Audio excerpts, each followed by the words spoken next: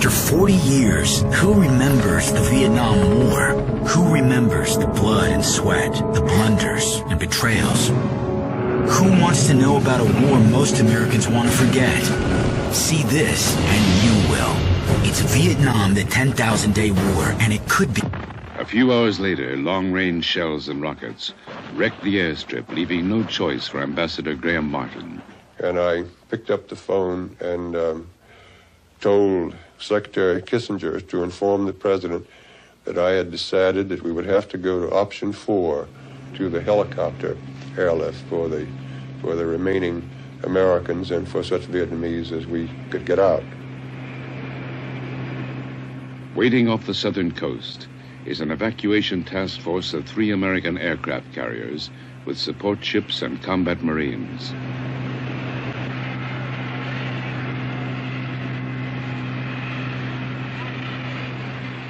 Noon, April 29th.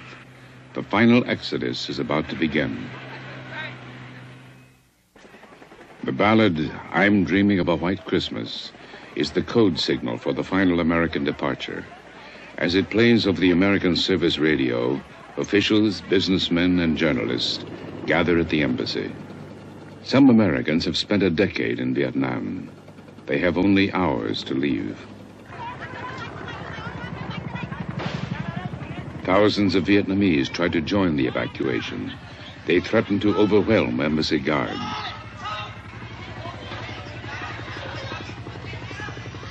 For years, the symbol of a wide-ranging war, the helicopters can now only land on the embassy roof or in its secluded compound.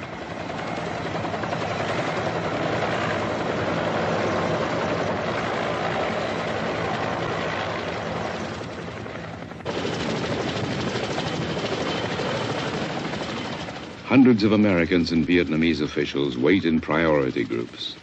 The Marines briefly return to Vietnam to keep order.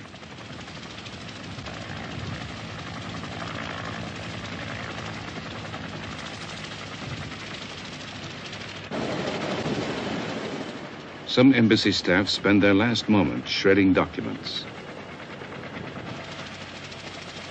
Each chopper takes an hour to reach the evacuation fleet. Only a relative few can make it. One is former Prime Minister Key. I landed on the Midway aircraft carrier, and the admiral captain of the ship received me. And he left his office with his staff and just left me alone. So I stood there for 15 or 25 minutes just crying by myself. I couldn't stop it. Even I said to myself, oh no, I'm a soldier. Never cry. But it happened.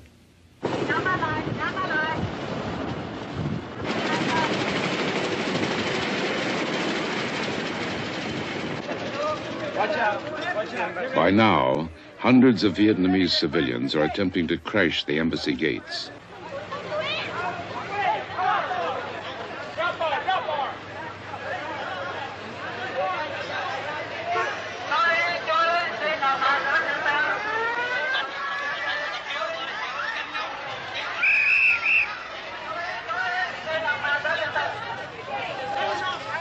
Only the most persistent break through and get a chance to escape.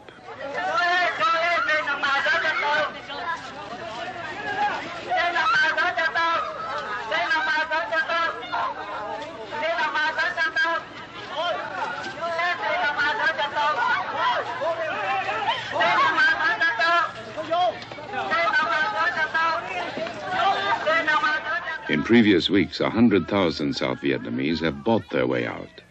But the sudden American evacuation still leaves behind many long-serving Vietnamese. Senior CIA analyst Frank Snepp. I was sitting by the radios at the top floor of the embassy, monitoring the flow of intelligence as it continued to come in from various places. I listened to the radios, and I would hear people calling in over our radios, agents and employees who had been abandoned at various evacuation points. I'm Mr. Lon. I have served you for years. Save me. I am Mr. Ha. Save me. and there was no way to save them then.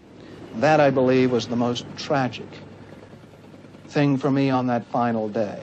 The voices over the radios, and I still sleep.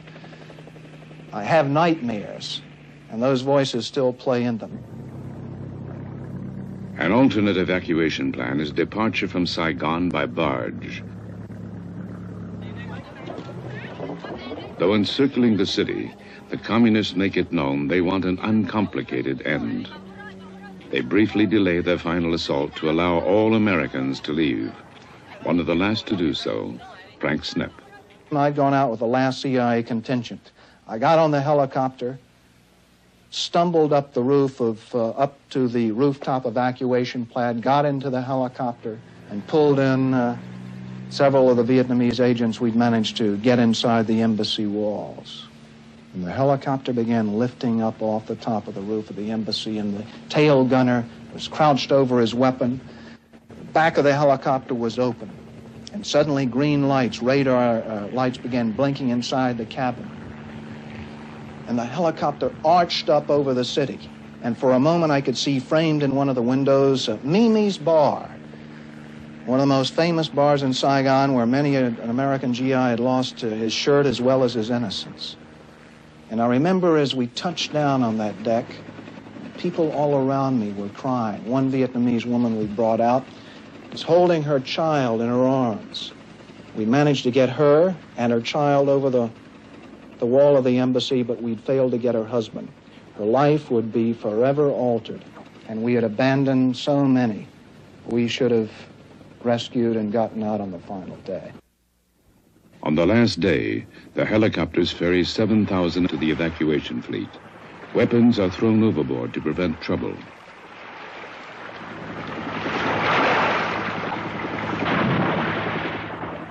Dozens of helicopters flown by South Vietnamese pilots arrive uninvited. The $250,000 machines are ditched to make room for those still arriving.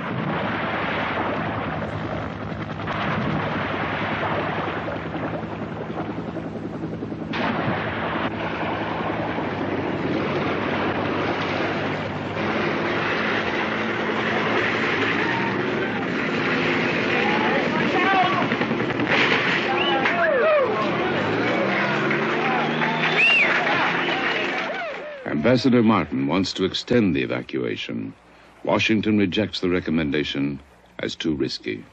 I then drove to my house to pick up my wife. I think the Marine Guard log showed that I was there for 11 minutes. She packed one bag and walked out.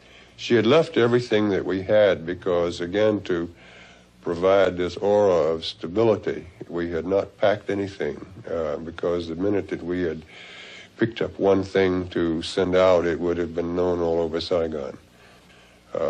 So she paid the sort of a higher penalty than I did in the sense of losing some of the treasured possessions of a lifetime. Martin is among the very last to leave. At 4:30 a.m. Saigon time, the senior American official in Vietnam gets a final order. This young helicopter pilot came into my office with this scroll on the back of a pad that I never forget it. I mean, the name of the helicopter was the Lazy Ace, I think. And the President of the United States directs that Ambassador Martin come out on this helicopter. Well, what do you do then? I mean, do you try to emulate Admiral Nelson and put your blind eye to the telescope, you know? I mean, you didn't hear or you didn't get it. And then for 45 years, I had been a disciplined officer of the United States government, and that I would not sort of spoil it in the end by any act of disobedience. And so I got on the chopper and came out.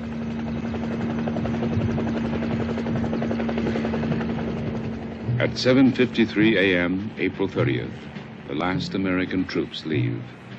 15 years of U.S. military presence ends. The communists converge on the capital in a 5-pronged assault. They overrun Saigon Airport, occupy the military and police headquarters, then move through the garbage-littered streets past a dazed population. The final hours are mercifully bloodless.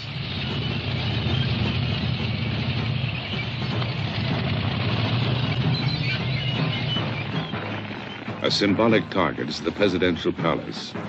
A single tank provides the battle finale, storming through the iron gates. It is 11 a.m. A lone soldier runs forward to raise the communist flag.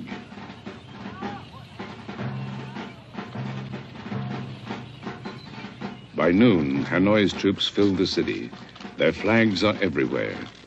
At the palace, they arrest South Vietnam's last president, General Duong Van Minh. He is ordered to broadcast a message to his remaining troops. Lay down your weapons and surrender unconditionally.